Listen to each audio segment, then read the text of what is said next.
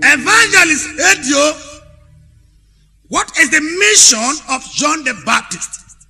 His mission was that he came to prepare the way. And one of his messages to the people stated, repent now, for the kingdom of God is at hand. Hey. Amo Ara Go OGhene.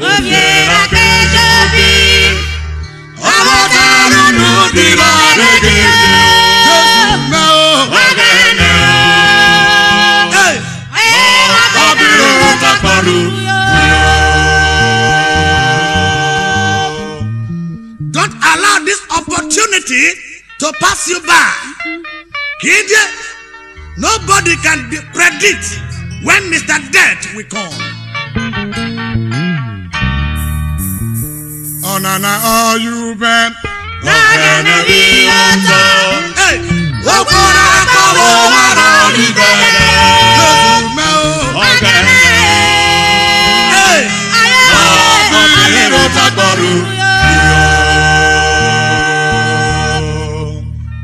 Jesus said to Peter, Tane, drop your net and follow me, and I will make you fishers of men.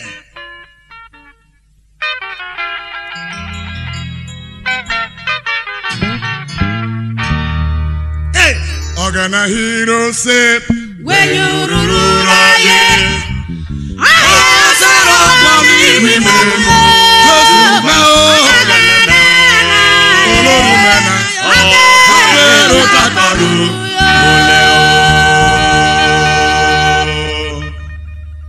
man without God is an empty barrel.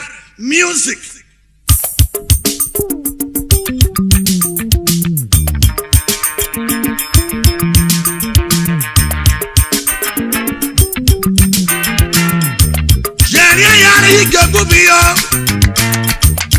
The Lord is calling you in Isaiah 1:18.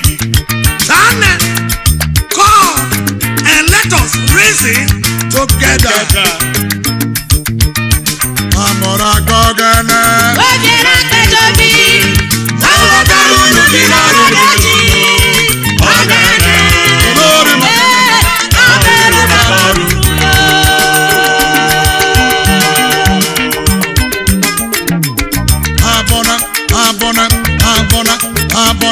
Abona.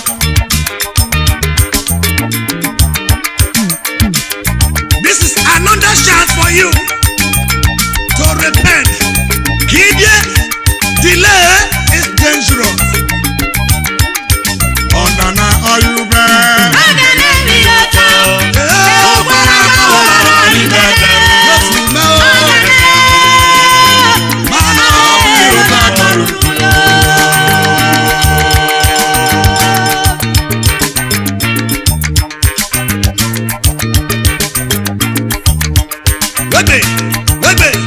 Where are the AAPS members?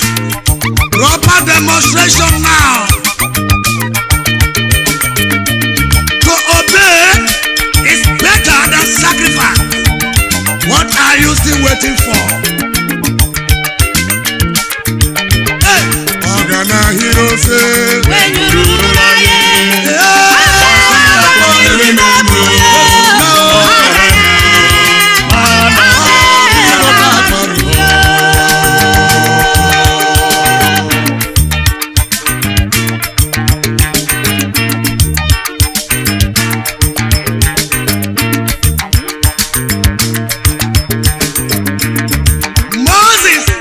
disobeyed God.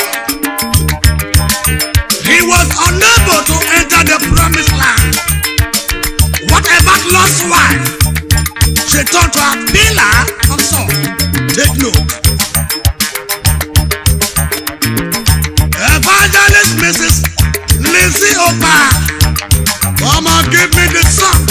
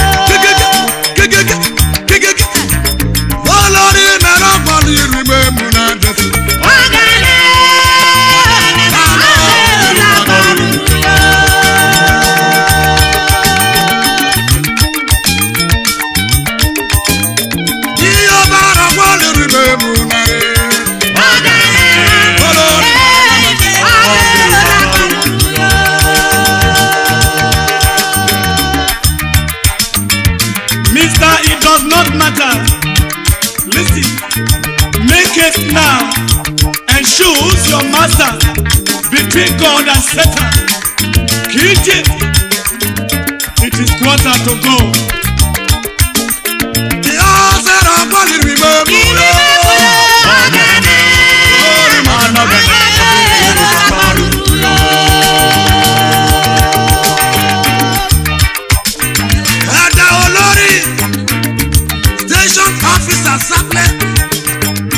Daddy, you are covered with the blood of Jesus.